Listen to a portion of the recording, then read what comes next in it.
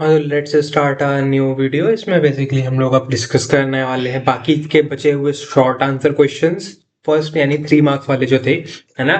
और इसके बाद शॉर्ट आंसर क्वेश्चंस 2 वाले का डिस्कशन होगा। ठीक है, तो अभी फिलहाल हम लोग क्वेश्चन नंबर 63 तक डिस्कस कर चुके थे। अब नेक्स्ट चलते हैं हम लोग क्वेश्चन 64 पे। ठीक है, क्वेश्चन 64 क्या कहता है क्वेश्चन कि ABCD is a rectangle where side BC is twice side. अच्छा, रेक्टेंगल है, ये बना लेते हैं, है ना। और इसके बाद कुछ ट्रायंगल जैसे भी बना है।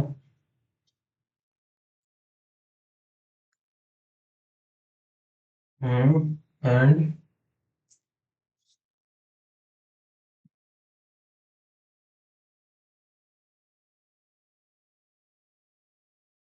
ऐसा कुछ ना, ये PABCD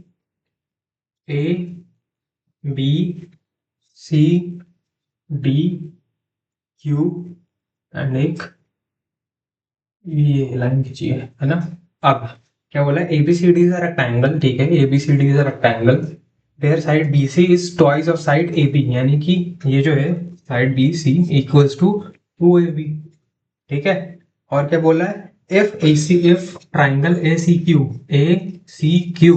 is similar to triangle BAP, find area of triangle BAP to ratio of area of ACQ। अच्छा, अब ध्यान से देखो, अगर AB जो है, अगर ये देखो, ये इन्होंने पहले से गिवन कर रखा है, बता रखा है कि ये वाला ट्राइंगल एंड ये वाला ट्राइंगल आपस में सिमिलर है, यानी कि ACQ is similar to BAP। ध्यान रखना, सीक्वेंस इज इंपॉर्टेंट, यानी कि ACQ सिमिलर है BAP के, यानी कि B इसमें B इज A, मतलब इस वाले ट्राइंगल के लिए, इस वाले ट्राइंगल में जो हमारा B वाला पार्ट है वो A के सिमिलर है, A वाला पार्ट C के सिमिलर है और P वाला पार्ट Q के सिमिलर है, सिमिलरली, है ना।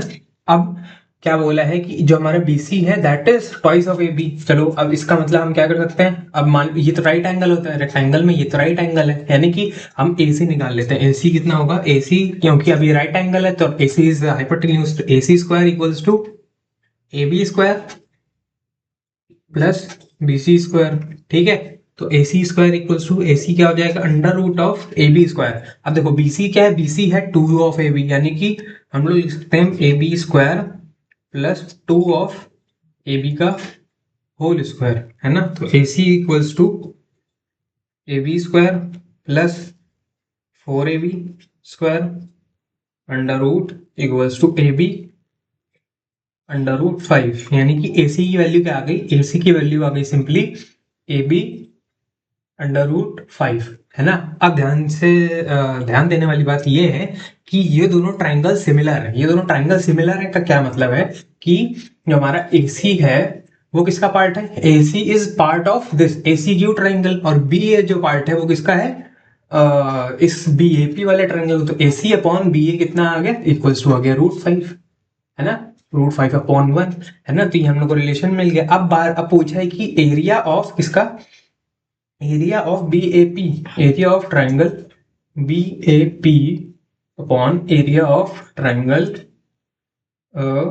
ACQ, है ना। ये किसके बराबर होगा, अब देखो ध्यान से बात है, अगर अगर लेंथ का रेशियो ऑफ रूट 5/1 में है तो एरिया का उसके स्क्वायर का रिलेशन होगा सिंपली, है ना।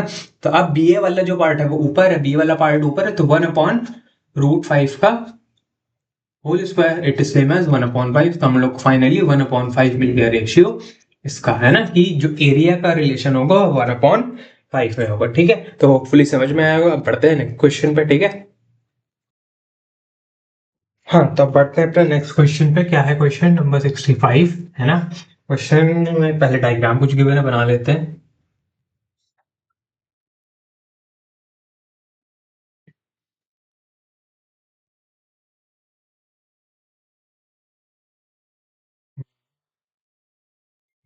ADB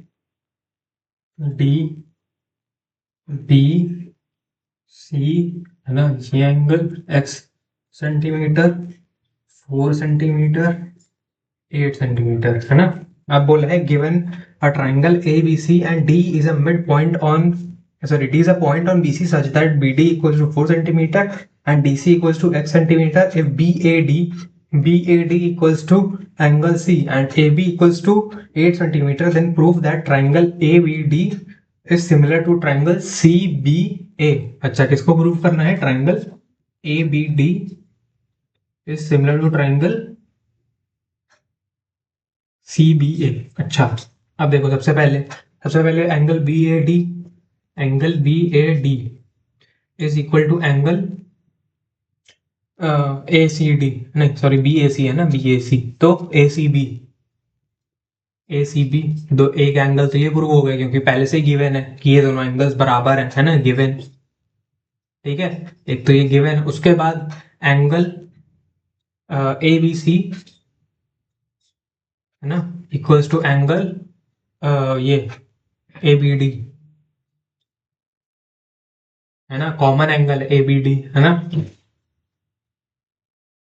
अब बचा तीसरा एंगल, मान लो कि देखो ये एंगल इसके बराबर है, ठीक है, ये एंगल इसी के बराबर है क्योंकि कॉमन एंगल। बचा ये एंगल है ना, कौन सा था? A B D. और कौन कौन सा है ना? ए बी डी, ये एंगल बचा। और बचा इस वाले ट्राइंगल में कौन सा?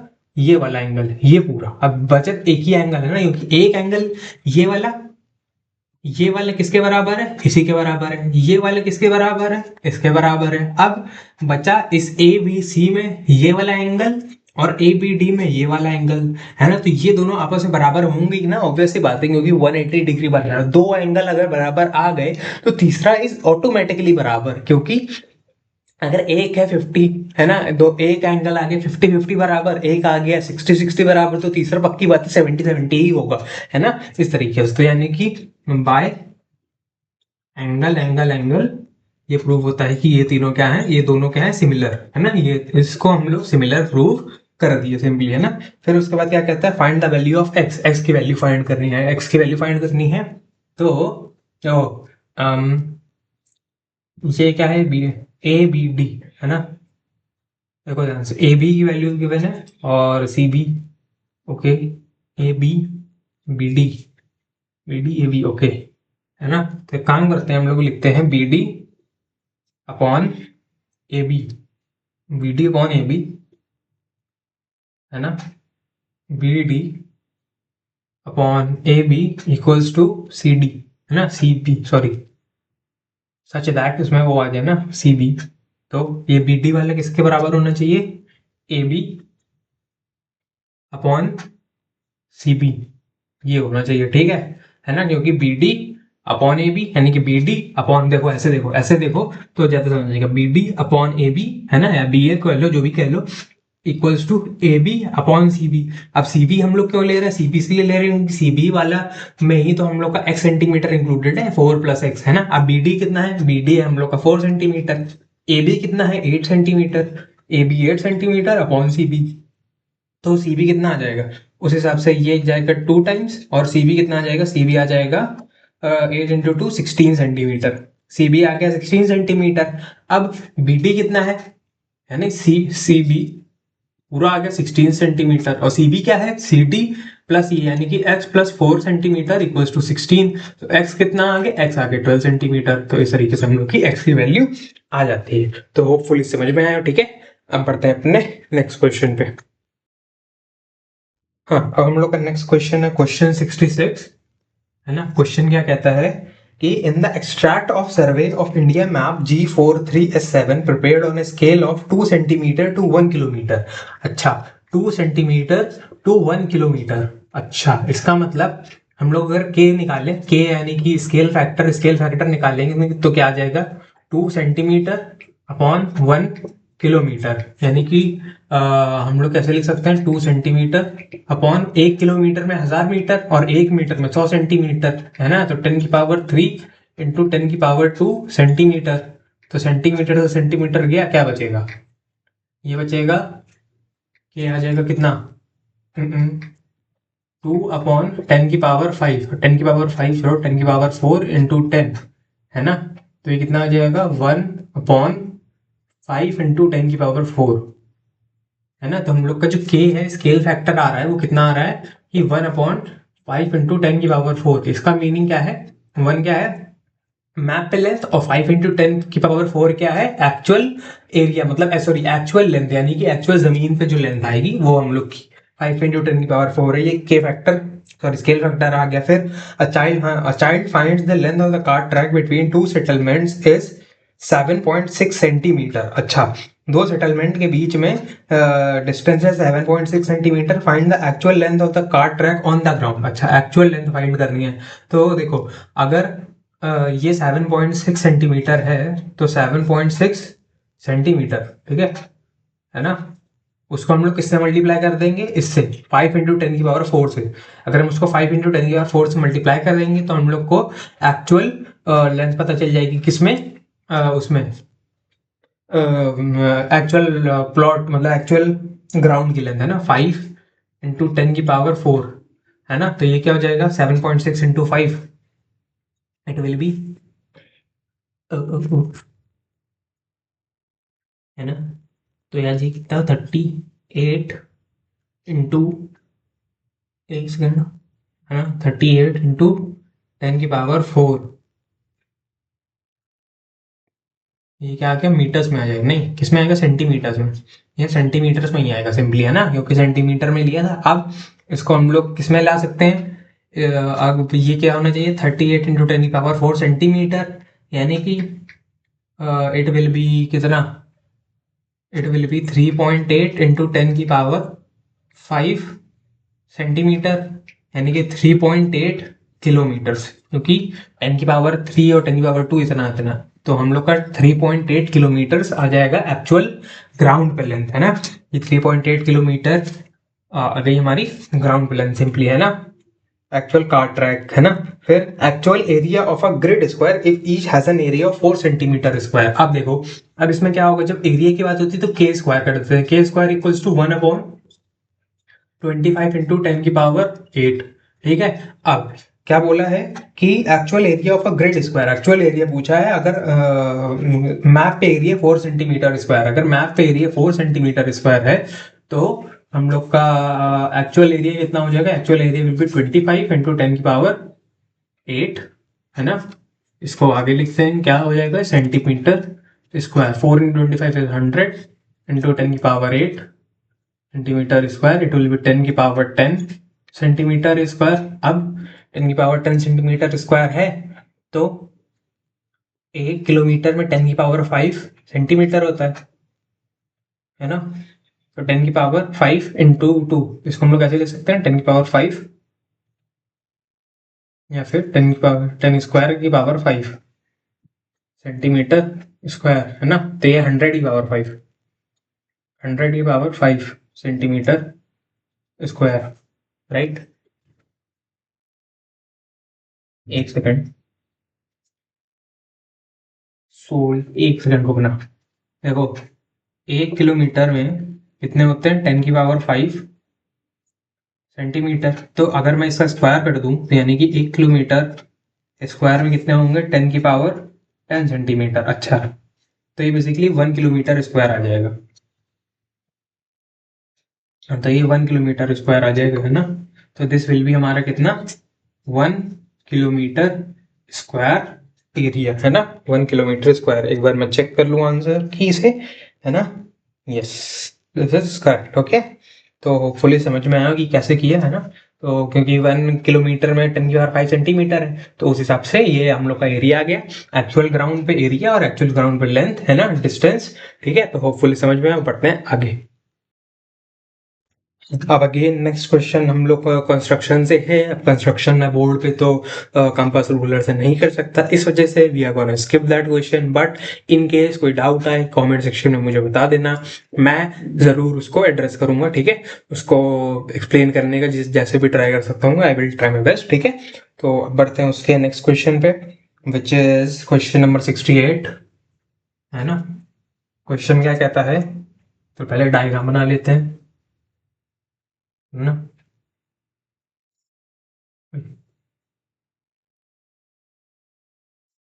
हम्म, एक सेकेंड, डायग्राम बना के स्टार्ट करता हूँ। हाँ, तो अपना ये डायग्राम गिवन है क्वेश्चन में, है ना। In the given figure O is the centre of the circle, A B C D is a quadrilateral where sides A B BC, CD and DA touch the circle at E, F, G and H respectively. If AB equals to 15 centimetre, AB कितना है 15 centimetre, BC equals to कितना, BC कहाँ गया, ये रहा 18 centimetre, AD equals to 24 centimetre, है ना। तो find the length of CD, CD की लेंथ फाइंड करने को बोला है, ठीक है। अब देखो ध्यान से क्या देखो, ध्यान से देखना है कि देखो एक ये होता है सर्कल और एक पॉइंट, मान लो मैंने ये पॉइंट ले लिया P, इस P से अब मैं सर्कल पे दो टैंजेंट खींच सकता हूं, दो टैंजेंट मैंने खींची। अब ये टैंजेंट जहां पे भी सर्कल को मीट करेगी, है ना, वहां से मान लो ये पॉइंट है M, ये पॉइंट है N, तो प्रॉपर्टी ये कहती है कि PM इक्वल्स टू PN, यानी कि एक पॉइंट से हम एक सर्कल पे दो टैंजेंट खींच सकते हैं और उन दोनों टैंजेंट की जो लेंथ होगी जहां पे मीट कर रही है वो PM PN ये दोनों बराबर होंगे। This is gonna be equal, है ना। इसका मतलब ये दोनों बराबर होंगे हमेशा, यानी कि इस केस में भी एक यहाँ पे टच कर रही है इस सर्कल को E पे, AB वाली जो है वो E पे टच कर रही है और AD वाली H पे टच कर रही है, वैसे ही BC वाली F पे टच कर रही है और DC वाली G पे टच कर रही है, तो AE बराबर AH होगा, है ना। इस वाली को ऐसे देखो, ठीक है, तो उसको मैं अभी लिख के बताता हूं। तो हम लोग क्या कह सकते हैं, हम लोग सिंपली ये कह सकते हैं जो CD वाला है, CD को हम लोग क्या कह सकते हैं, CD इक्वल्स टू क्या है, CG प्लस GD, है ना। CD जो है वो CG, इसको हम लोग x कह देते हैं, x सेंटीमीटर, ठीक है। तो CD कितना है, CG प्लस GD। अब CG किसके बराबर है, CG बराबर है हम लोग का CF के, है ना, क्योंकि ये देखो भी यही प्रॉपर्टी तो बताए कि एक पॉइंट से एक मतलब दो टेंजेंट निकलेंगी और दोनों की लेंथ बराबर होगी, तो CG बराबर CF, है ना। तो CD इक्वल्स टू CG में CF के बराबर आ जाएगा, है ना, और GD किसके बराबर आ जाएगी, GD बराबर आ जाएगा HD के, है ना, बस प्लस HD, ठीक है। अब ध्यान से क्या देखो, जो CB है हम लोग का वो 18 सेंटीमीटर है, CB हम लोग का 18 सेंटीमीटर है, तो FB कितना हो जाएगा, सॉरी CF कितना हो जाएगा, CF will be 18 minus FB centimetre, है ना। CD इक्वल्स टू हम लोग कैसे लिख सकते हैं, CF बराबर 18 माइनस FB, 18 माइनस FB, है ना, प्लस HD क्या है, HD को हम लोग लिख सकते हैं 24 माइनस AH, 24 माइनस AH, है ना, ये हो जाएगा। तो CD हो गया कितना, 18 plus 24 42 minus AH plus FB। अब देखो AH प्लस FB, AH किसके बराबर है, AE के बराबर है, और FB किसके बराबर है, BE के बराबर है, यानी AH बराबर AE और VF बराबर BE। तो हम लोग इसको कैसे लिख सकते हैं, CD equals to 42 minus AB, 42 minus AB, और AB कितना गिवन है 15 सेंटीमीटर, यानी कि 42 माइनस 15 इक्वल्स टू 27 सेंटीमीटर हम लोग का फाइनल आंसर होगा। कुछ इस तरीके से करना होगा, तो होपफुली समझ में आया होगा, ठीक है। एंड कोई भी डाउट वगैरह तो बताना, ठीक है। अब पढ़ते हैं आगे। हाँ, तो अब हम लोग पढ़ते हैं अपने नेक्स्ट क्वेश्चन पे। नेक्स्ट है क्वेश्चन नंबर 69। क्वेश्चन क्या कहता है कि in the given diagram ABCDEF is a regular hexagon is inscribed in a circle with center O. PQ is a tangent to the circle at D.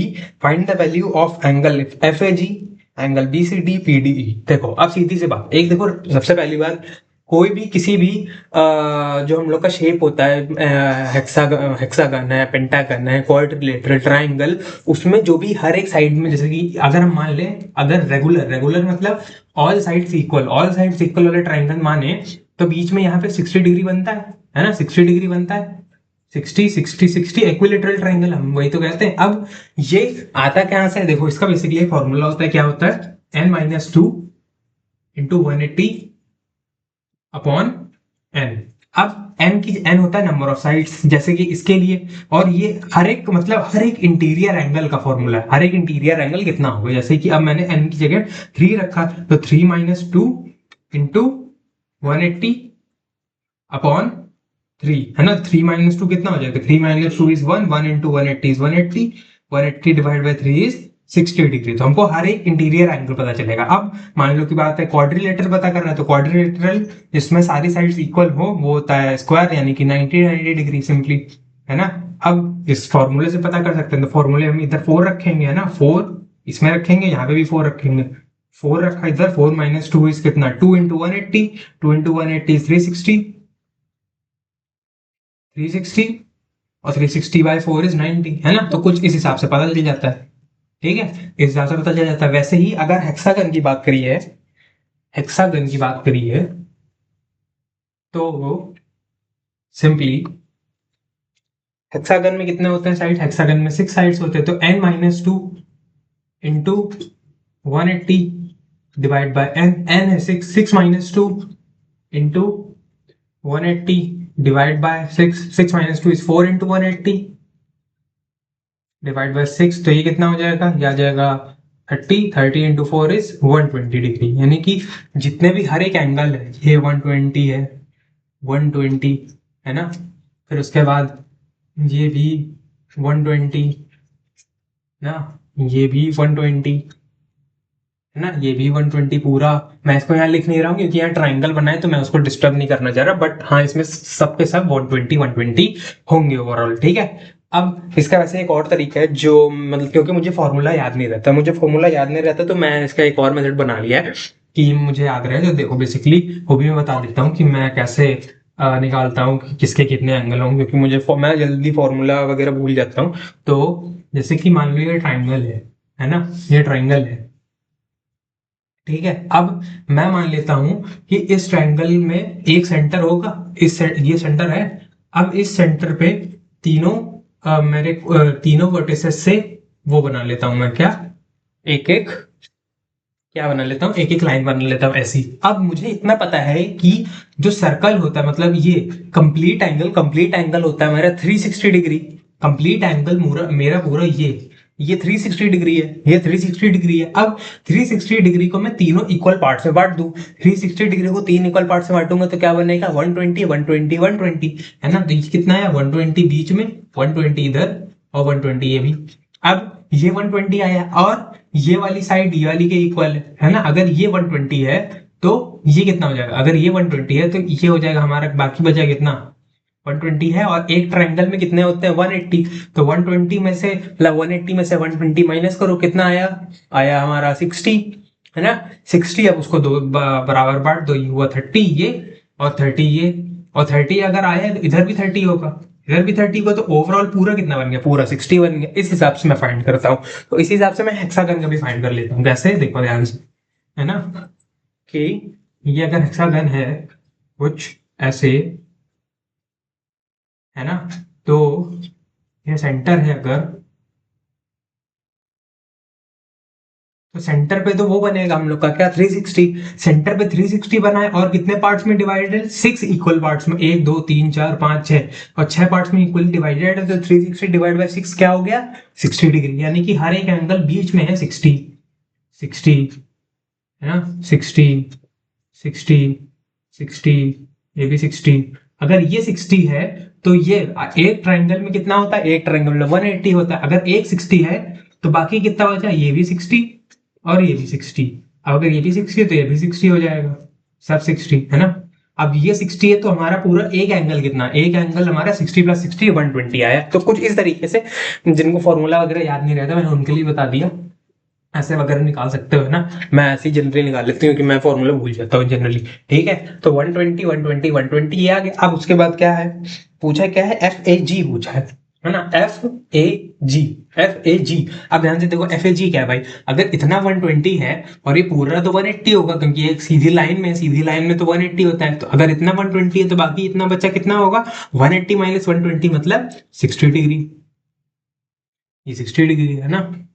उसके बाद क्या पूछा है, BCD, BCD। अब BCD भाई ये रेगुलर हेक्सागन का angle है ना। तो हमारा क्या, सबसे पहले क्या पूछा था, FAG, FAG लिख लेते हैं, FAG इक्वल्स टू 60, है ना, एंगल BCD इक्वल्स टू 120, ये तो रेगुलर हेक्सागन का ही एंगल है। और क्या पूछा है, एंगल PDE, PDE ये वाला एंगल पूछा है, ये वाला। अब ये किसके बराबर होता है, तो ध्यान से देखो, यहाँ पर वापस से वही वाली थ्योरम, ये है मान लो मेरा सर्कल, ये है एक टेंजेंट, इस टेंजेंट से एक ऐसे कॉर्ड जा रही है ना।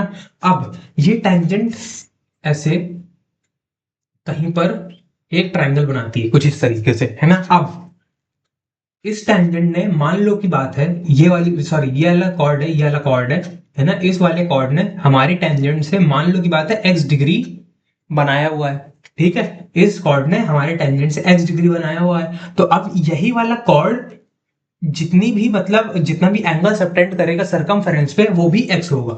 यानी कि सिंपली जो हम लोग का कॉर्ड और टेंजेंट के बीच में एंगल बना that will be equal to the angle that will be subtended by the same chord on the circumference of the circle opposite side में। इसीलिए हम लोग इसको कहते हैं alternate segment theorem, alternate segment theorem. यानी कि अब इधर ध्यान से देखो तो इसको ये टेंजेंट है हमारा और ये वाला हमारा कॉर्ड है, ये वाला हमारा ईडी वाला कॉर्ड, देखो ईडी वाला कॉर्ड है वो हमारा कॉर्ड है। इससे कहाँ पे यहाँ पे एक प्रोड्यूस हो रहा है ना, ईडी वाला कॉर्ड एफ पे आके मिल रहा है ना कुछ इस तरीके से। यानी कि जो ये एंगल होगा ये x है तो ये भी x होगा सिंपली, है ना। जो भी ये वाला एंगल आएगा वही हमारा पीडी ये आएगा। अब पीडी नहीं, अब ये वाला एंगल कैसे निकालते हैं तो ध्यान से देखो, सीधी सी बात है, सीधी सी बात क्या है कि हमारा रेगुलर हेक्सागन है ना, तो ये वाली साइड हमारी ये वाली साइड के बराबर होगी, है ना, क्योंकि सारी 6 साइड से एक दूसरे के बराबर है, ये साइड इसके बराबर है। यानी कि अगर मैं इसको ध्यान से देखूं तो ये एक आइसोसेलेस ट्रायंगल है, आइसोसेलेस ट्रायंगल है जिसमें से एक है एंगल बीच वाला जो है 120 डिग्री। अगर एक 120 डिग्री है तो कितना बचा, 60 बचा। और साइड के अपोजिट वाले जो एंगल होते हैं ये और ये वो इक्वल होंगे, क्योंकि साइड इक्वल है तो साइड के अपोजिट में जो एंगल पड़ते हैं वो इक्वल होंगे। यानी कि कितना बचा, 60। तो 60 का 60 इन दोनों में बराबर बराबर बट जाएगा, यानी कि ये 30 और ये भी 30। अब क्या बोला था कि ये वाला इसके बराबर होगा, क्योंकि अल्टरनेट सेगमेंट थ्योरम लग रहा है ना, ऐसे प्रोड्यूस हुए थे 30, ये भी 30 के बराबर हो जाएगा। यानी कि हम लोग का एंगल पी डी ई किसके बराबर आ गया, 30 डिग्री। होपफुली समझ में आया ना। तो इन केस कोई कंफ्यूजन वगैरह हो तो बताना, ठीक है। बाकी ये बढ़ते हैं नेक्स्ट क्वेश्चन पे, ठीक है चलो। हाँ, अब हम लोग का नेक्स्ट क्वेश्चन है क्वेश्चन नंबर 70, है ना। तो क्वेश्चन क्या कहता है कि A B and C D intersect at the center O of the circle given in the above diagram. If EBA equals to 33 degree and EAC equals to 82 degree, find BAE angle BAE बताना है ना, angle और कौन सा बताना है, BOC और angle ODB, है ना, ये तीनों एंगल बताने हैं, ठीक है। अब सबसे पहले BAE बताना है ना, BAE सॉरी। ध्यान से देखो ये हमारा सेंटर है ना, और हम लोगों ने कौन सी प्रॉपर्टी पढ़ी, प्रॉपर्टी वाली पढ़ी है कि अगर, है ना, हमारा सेंटर से कोई भी सेंटर से पास करती हुई डायमीटर है और वो अगर कोई भी सरकमफेरेंस पे एंगल सबटेंड करती है तो वो 90 डिग्री होता है ना, angle in a semi circle is 90 degree. तो ध्यान से देखो तो ये डायमीटर ही तो है, ए से बी डायमीटर है और ये डायमीटर है, और ये ई पे कितना एंगल सबटेंड करेगी, 90 डिग्री, है ना, दिस विल बी 90 डिग्री। अगर ये 90 डिग्री है और ये 30 डिग्री है, यानी कि हमारा अगर हम ट्राइंगल देखें, कौन सा वाला ट्राइंगल, ए ई बी वाला, ए ई बी वाले में, है ना, अगर हमारा A E B angle, angle A E B equals to 90 है, angle A B E equals to 33 degree है, तो simply angle B A E कितना होगा, एंगल बी ए ई बराबर होगा 180 माइनस 90 माइनस 33, है ना। इन दोनों को ऐड करो, 180 से माइनस कर दो तो कितना हो जाएगा, 90 प्लस 33 इज 123। उसको माइनस करेंगे 180 से तो इट विल बी 57 डिग्री। तो हम लोग का 57 डिग्री है ये बी ए ई एंगल, है ना, 57 डिग्री। फिर क्या पूछा है, बी ओ सी। अच्छा, अब बी ओ सी देखो, बी और सी इन दोनों ने एंगल सेंटर पे कितना सबटेंड किया हुआ है, बी ओ सी, है ना, ऐसे। अब एक और प्रॉपर्टी होती है कौन सी वाली, कि एंगल्स जो हमारे दो पॉइंट्स हैं, अगर जैसे ये बी है और ये है पॉइंट सी और ये हमारा ओ सेंटर, है ना, तो angle subtended eight the centre and angle subtended at any point on the circumference, है ना। तो जो भी यहाँ पर x होगा, x एंगल सबटेंड करा होगा और वही और angle subtended at the circumference will be, है ना, और उसका डबल यहाँ पर होगा कहाँ पे, सेंटर पे। यानी कि angle subtended at by 2 points at the centre will be double of the or double of the angle which is subtended by the same points on the circumference। यानी कि अगर इधर x है तो इधर 2x होगा। यानी कि BC अगर ने BC वाले पार्ट ने कितना किया है, BOC पूछा है ना, तो अगर इन दोनों पॉइंट से सेंटर पे पूछा है तो हम इन दोनों पॉइंट्स ने ये देख लो कि सरकमफ्रेंस पे कितना गया। सरकमफ्रेंस पे ध्यान से देखो तो यहाँ पर आ रहा है, ए पे जाके मिल रहा है, ये दोनों ए पे जाके मिल रहा है। अब ये पूरा 82 है, ये 82 है पूरा, और बाकी लेकिन इतना तो 57 है ना। देखो 82 क्या है, ई ए सी 82 है और ई ए बी 57 है, तो हम लोग का निकाल सकते हैं, बी ए सी निकाल सकते हैं। तो एंगल बी ए सी कितना होगा, angle B A C equals to 82 minus 57, तो ये कितना हो जाएगा, दिस विल बी 5 जोड़ेंगे 25 degree, this will be 25 degree, है ना। तो B A C is 25 degree. अगर बी ए सी 25 डिग्री है तो B O C will be इसका डबल, है ना। तो बी ओ सी कितना हो जाएगा, बी ओ सी हो जाएगा simply B O C equals to 2 times angle B A C equals to 50 degree, है ना, क्योंकि वो सर्कल सेंटर पे सबटेंड किया है। फिर क्या पूछा है, ओ डी बी पूछा है, ओ डी बी। आप ध्यान से देखो, अगर ये 50 डिग्री है, ये 50 डिग्री है, तो ये बचा कितना, अगर ये 50 है ना, और ये फिर कितना बचेगा, ये पूरा 180 है, एक लाइन में 180 होते हैं ना। अगर ये 50 है तो ये हो जाएगा 130, ये 130 आया। अगर ये 130, तो अब ट्राइंगल देखो ओ बी डी, ट्राइंगल है कौन सा, ट्राइंगल है ओ बी डी। इसमें ध्यान से देखो, एक एंगल है 33, है ना, एक एंगल है 130, है ना, और बचा कौन सा, ओ डी बी एंगल, यही ओ डी बी जो फाइंड करना है ना, ओ डी बी। ये तीनों क्या हो जाएंगे 180, तो 130 प्लस 33 कितना 163 plus angle O D B equals to 180 degree, है ना। तो angle O D B equals to 180 minus 163 degree 17 degree simply. तो हम लोग का ये आ जाएगा कितना 17 डिग्री, यानी कि इसका वैल्यू आ गई 17 डिग्री। तो होपफुली ये वाला क्वेश्चन समझ में आया, ठीक है। अब पढ़ते हैं अपने नेक्स्ट क्वेश्चन पे। हाँ, हम लोग का नेक्स्ट क्वेश्चन है क्वेश्चन 71। क्या कहता है कि a famous sweet shop Madan Lal Sweets sells 10 rasgullas. The tin container is a cylindrical in shape. अच्छा, जो tin container है वो cylindrical है शेप में, ऐसे, है ना, ठीक है। फिर डायमीटर विद डायमीटर 14 सेंटीमीटर, इसका डायमीटर है 14 सेंटीमीटर। हाँ, और क्या गिवन है कि हाइट है कितनी 16 सेंटीमीटर, इसकी हाइट है 16 सेंटीमीटर, ठीक है। डायमीटर 14 है, तो रेडियस कितनी हो जाएगी, रेडियस हो जाएगी 7 सेंटीमीटर, है ना। और क्या गिवन है कि and it can hold 20 spherical rasgullas, है ना, इसमें 20 स्फेरिकल रसगुल्ला आ सकते हैं, कितने 20 रसगुल्ला, है ना, ऑफ डायमीटर 6 सेंटीमीटर, है ना, ऐसे ऐसे ऐसे, है ना। इनका डायमीटर कितना है, इनका डायमीटर 6 सेंटीमीटर, तो रेडियस कितनी होगी, रेडियस होगी 3 सेंटीमीटर, है ना। और क्या बोला है, and sweet and liquid, and इसमें वो चाशनी वगैरह भी पड़ी है ना, स्वीट एंड लिक्विड, है ना। अब बोला क्या है कि such that can is filled, तो कैन एकदम पूरा भरा हुआ है, एंड देन सील्ड, फिर उसको सील कर दिया गया है। Find out how much sweet and liquid the can contain. तो सिंपल सी बात है, जो हमारा कंटेनर का वॉल्यूम है, उसमें कंटेनर का वॉल्यूम क्या क्या इंक्लूड करेगा, ये रसगुल्ला का volume plus sweet and liquid का वॉल्यूम। यानी कि अगर हम कंटेनर के वॉल्यूम से रसगुल्ले का वॉल्यूम माइनस कर देंगे तो हमारे पास आ जाएगा जितना भी लिक्विड है उसका वॉल्यूम आ जाएगा, है ना। तो अब हम लोग सबसे पहले कंटेनर का वॉल्यूम फाइंड करते हैं।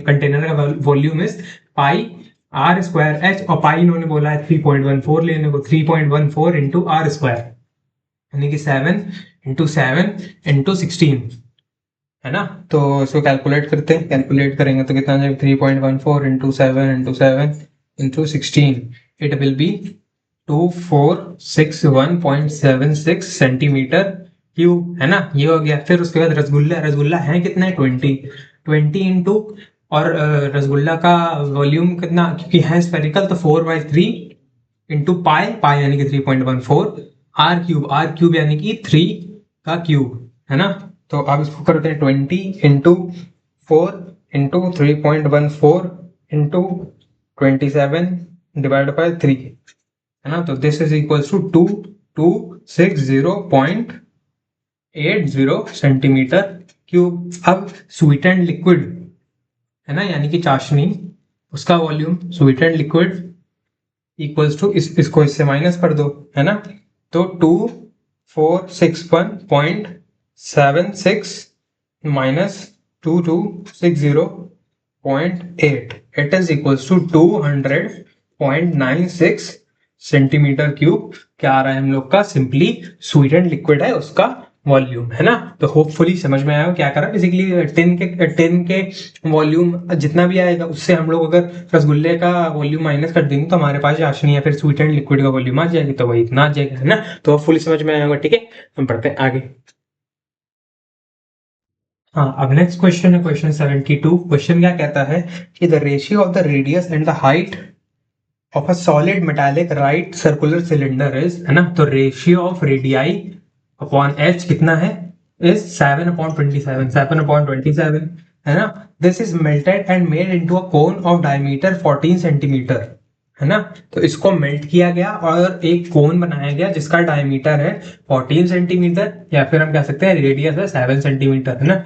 Radius is 7 centimetre and slant height 25 centimetre. अगर इसकी स्लैंट हाइट कितनी है? 25 सेंटीमीटर, तो हम लोग हाइट निकाल सकते हैं। हाइट निकालेंगे तो क्या आ जाएगा? हाइट निकालेंगे तो हाइट का स्क्वायर, एच का स्क्वायर इक्वल्स टू, मतलब एच का स्क्वायर इक्वल्स टू ये माइनस ये, इसका स्क्वायर माइनस इसका स्क्वायर, क्योंकि ये एक राइट एंगल बनेगा ना। तो 25 का स्क्वायर माइनस 7 का स्क्वायर, या तो हम लोग लिख सकते हैं 625 माइनस 49 इक्वल्स टू 576, है ना। तो हाइट आ जाएगी 24 सेंटीमीटर, है ना। तो हाइट कितनी आ जाएगी? 24 सेंटीमीटर किसकी?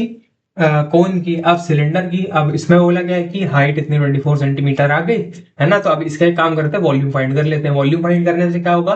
क्योंकि जितना भी सिलेंडर था उसको कोन में बनाया है, यानी कि वॉल्यूम ऑफ सिलेंडर बराबर रही वॉल्यूम ऑफ कोन के। तो वॉल्यूम ऑफ कोन निकाल लेते हैं। वॉल्यूम ऑफ कोन कितना आ जाएगा? Volume of cone equals to 1/3 pi r square h. R यानी कि 7/7, तो पाई को हम लोग लिख लेते हैं 22/7, है ना, इंटू आर स्क्वायर यानी कि 7 इंटू एच, एच है 24, है ना। तो 7 से ये जाएगा, 3 से ये जाएगा 8 टाइम्स, तो कितना आ जाएगा? 22 इंटू 7 इंटू 8, है ना। तो कितना आ जाएगा? 22 into 7 into 8 equals to 1232 centimetre cube. अब यही इसका वॉल्यूम होगा सिंपली, है ना। तो हम लोग मान लेते हैं रेडियस कितनी है 7x और हाइट कितनी है 27x सिलेंडर की, है ना। तो volume of cylinder equals to pi r square h. ठीक है, अब वॉल्यूम सिलेंडर भी इतनी है 1232 इक्वल्स टू पाई यानी कि 22/7 into r square. R square is 7x का स्क्वायर यानी कि 49x स्क्वायर, 49x स्क्वायर। और h कितना है? h इज हम लोग का 27x, ठीक है, यानी कि x क्यूब हो जाएगा ओवरऑल। तो इधर से हटा दो, अब ये जाएगा 7 टाइम्स, है ना। अब इसको डिवाइड कर लेते हैं ना, कि equals to divide by 22 equals to divide by 7, है ना, इक्वल्स टू 8। तो 8/27 आ रहा है कितना? x cube. तो x की वैल्यू आ जाएगी सिंपली 2/3, है ना। यानी x की वैल्यू अगर 2/3 आ गई तो हम लोग का हाइट ऑफ सिलेंडर कितना आ जाएगा? हाइट आ जाएगा 27 into x, 27 into 2/3 equals to ये जाएगा 9 2 18 सेंटीमीटर। तो हम लोग का हाइट ऑफ सिलेंडर आ गया 18 सेंटीमीटर, है ना। तो होपफुली समझ में आएगा किस हिसाब से कैसे आया। ठीक है, एक बार मैं वेरीफाई कर लेता हूँ। Yes, it is the correct answer. ठीक है, होपफुली समझ में आया होगा कि ये कौन का आया, फिर उसके बाद हम लोगों ने कैसे कैसे कोन की हाइट आई, फिर हम लोगों ने कोन का वॉल्यूम निकाला, उसको सिलेंडर के वॉल्यूम के बराबर रखा, एंड देन फाइनली हम लोगों ने हाइट ऑफ सिलेंडर निकाल ली रेशियो से, है ना। रेशियो को 7x 27x मान के। ठीक है, तो होपफुली समझ में आया। पढ़ते हैं आगे। हाँ, अब नेक्स्ट क्वेश्चन 73। क्वेश्चन क्या कहता है? एन इंक्लाइन प्लेन एसी, है ना, कुछ ऐसे है ना। An incline plane AC is prepared with its base A B. अच्छा, एसी को बनाया गया AB से, which is √3 times its vertical height BC। The length of the incline plane is 15 metre, है ना। ये है A, ये C, ये है B। अब क्या बोला है? An incline plane AC is prepared with its base AB। AB क्या है? AC का, से BC है ना, times its vertical height BC। तो ये जो भी है इसका h है, तो अब ये कितना है, ये हमारा h√3 है ना, ये है h√3 है ना। Find the value of theta, value of theta will be, value of theta same as क्या, tan थीटा करोगे, tan थीटा कितना आ जाएगा, tan थीटा इस सामने वाला h अपॉन h√3, यानी कि h से h क्या 1/√3, it is same as tan 60 है ना, it is same as tan 60, तो थीटा कितना आ गया 60 डिग्री। फिर उसके बाद क्या बोला, length of its base A B. अच्छा, tan ये आ गया, थीटा और 60 आ गया, और पूछा है ए बी की वैल्यू बताओ। ए बी की वैल्यू, तो ए बी की वैल्यू हम लोग इससे निकालते हैं, हाइपोटेन्यूज गिवन है 15 मीटर एंड ये है बेस, बेस और हाइपोटेन्यूज में cos थीटा लगाते हैं, तो cos थीटा इक्वल्स टू, या फिर cos 60 इक्वल्स टू बेस यानी कि ए बी अपॉन 15 है ना। cos 60 कितना होता है, cos 60 is same as 1/2 equals to A B, तो ए बी को कितना हो जाएगा, ए बी इक्वल्स टू 15/2 या फिर 7.5 मीटर। फिर उसमें बोला इन नियरेस्ट मीटर, तो नियरेस्ट मीटर 8 मीटर आना चाहिए है ना। एक बार मैं वेरीफाई कर लूँ,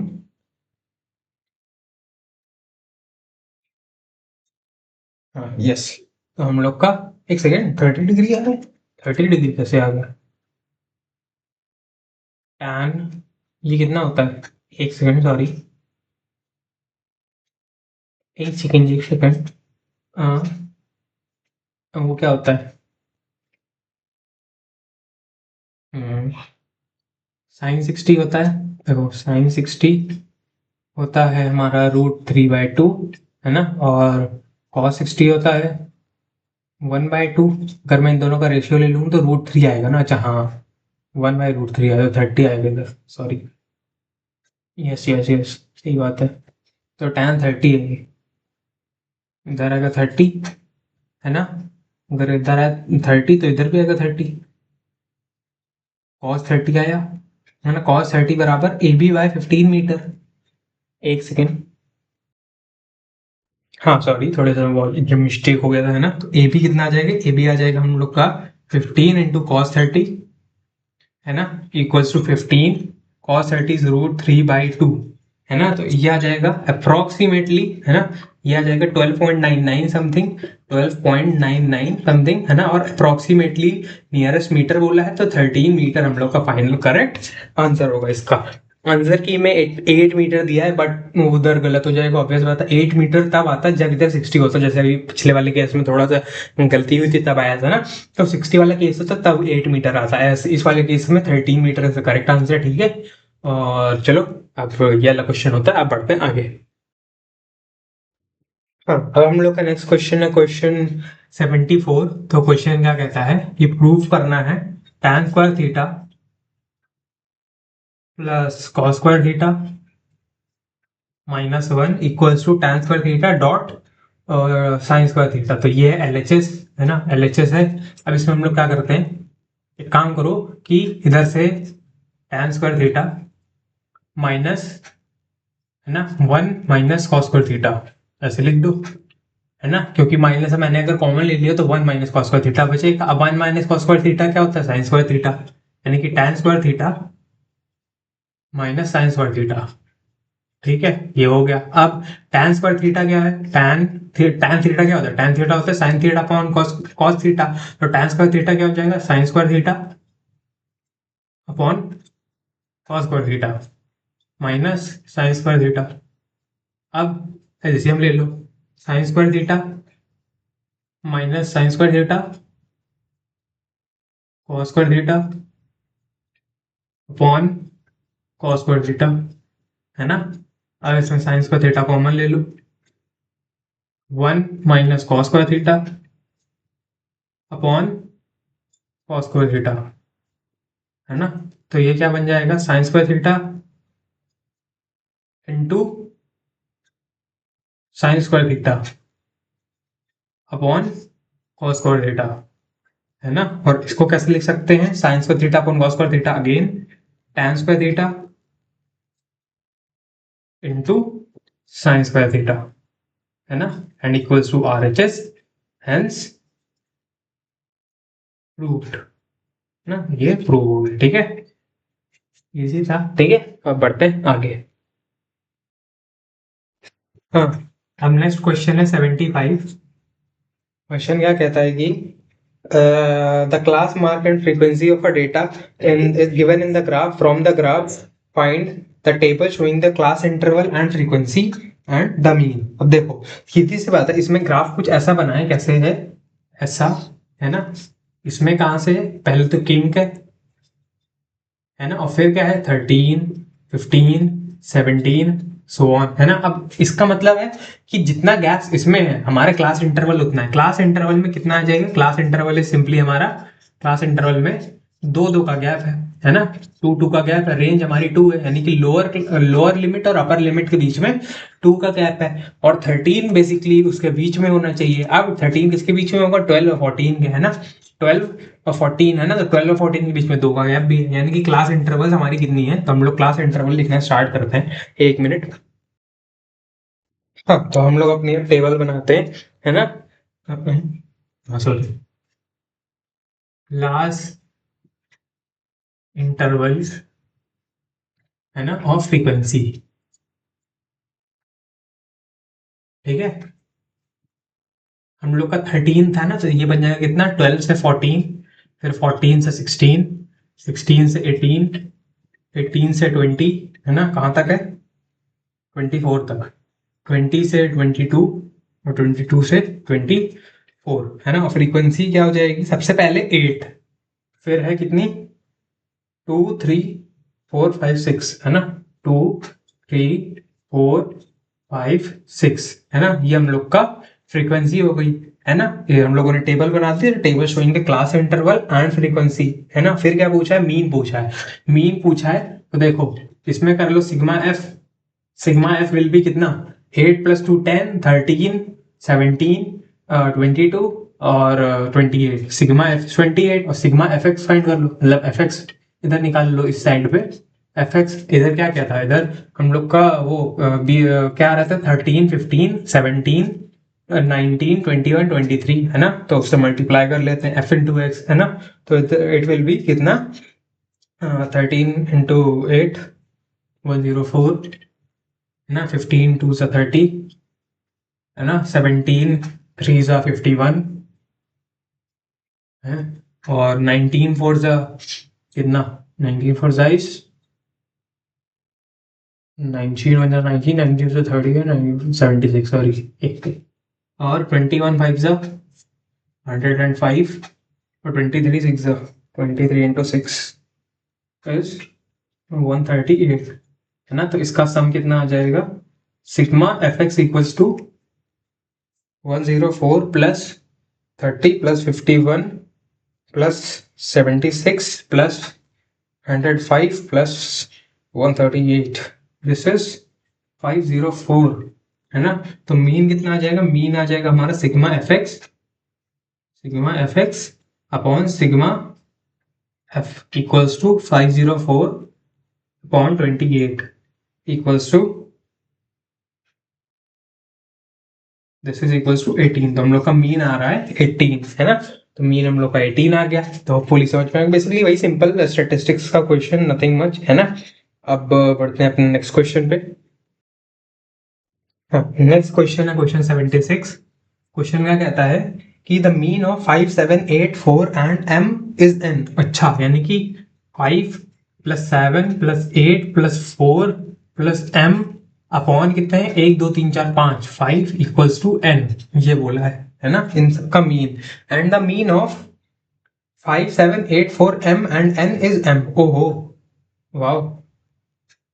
and 5 7 8 + 4 + m + n upon 6 equals to m। Find the values of m and n। अच्छा, तो इससे कितना बन जाएगा, दिस पहली इससे इक्वेशन बनेगी क्या, 5 + 7 12, 12 8 20 और 24, 24 + m इक्वल्स टू 5m, है ना। या फिर हम लोग ये इधर से बनी, और इधर से क्या बन जाएगी, 5 + 7 वही same 12 8 20 24 24 + m + n equals to 6m, है ना। एक साइड कर लेते हैं, एक साइड कर लेते हैं, मतलब इसको लिख लेते हैं -m + 5n इक्वल्स टू 24, है ना। -m + 5n इक्वल्स 24, ये हमारी पहली इक्वेशन। और इसको कैसे लिख लेते हैं, इसको इस साइड ले आते हैं, है ना। 6m - m is 5m, 5m - n, 5m - n, right. 6m - m और -n इक्वल्स टू 24, ये भी 24 है ना। 2, तो क्या है हमारे पास equations, -m + 5n equals to 24 और 5n - n इक्वल्स टू 24, है ना। तो बेसिकली इसको इसको 5 टाइम्स करते हैं और ऐड कर देते हैं। 5 टाइम्स इसको करेंगे तो बन जाएगा 25m - 5n और 24 5 जा 120 ना। ऐड कर देंगे तो ये कट जाएगा, तो 25m - m 24m, है ना। और 120 + 24 इज 144, तो ये हो जाएगा m बराबर 144 अपॉन 24 इक्वल्स टू 6। m की वैल्यू आ गई 6 और n कितना आ जाएगा, n आ जाएगा हम लोग का सिंपली कितना, m आ गया 6।